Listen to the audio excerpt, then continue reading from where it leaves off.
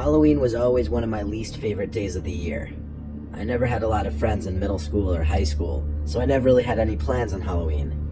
In middle school, I didn't really go trick-or-treating, and in high school, I never really went to any Halloween parties. This was also at a time when my sister was away at college, so due to the fact that my parents were hardly ever home, I'd usually be home alone. This was one of many Halloween nights that I was left home alone. Halloween was on a Friday this particular year, so kids were out in droves and later than usual. My parents were gone for the week.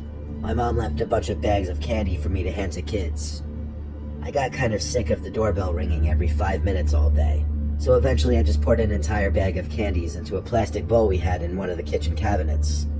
My mom never really liked leaving a bowl on the stoop, but she wasn't there, so what was she gonna do?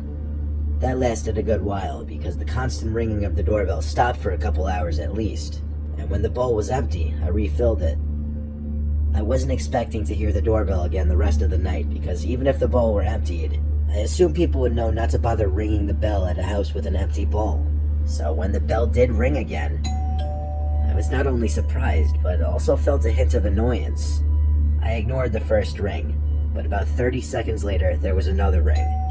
This time I got up from my computer, pausing the game I was playing, and went down to check who was at the front door. I opened the door, and there were two guys in white vendetta masks holding small plastic bags with very minimal candy inside, it seemed. Neither of the two of them said trick or treat. They just ominously both stood there, and then lifted up their bags and held them open. I said, "Hang on, I'll get more candy." I felt intimidated, if I'm being honest. I went to get the bag of Reese's and grabbed a few to put in their bags.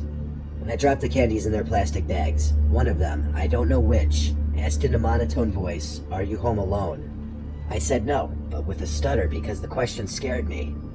I said, "My parents are here." Then I said, "Have a good night," and shut the door. I waited by the door listening to see if I'd hear them walk down the steps. I finally heard footsteps leaving, so I felt relieved and started going back upstairs. But that question, "Am I home alone?" kept haunting me. I couldn't just go back to my game after hearing that. And then I realized the possibility as to why they would have asked me that, because there were no cars at all in the driveway or in front of the house, yet the lights were on. Then when I, an at the time 14-year-old kid, opened the door, I probably looked like the easiest target ever. My paranoia was clearly justified though, because while sitting at my desk trying to get back into my game, I heard this loud bang from my window.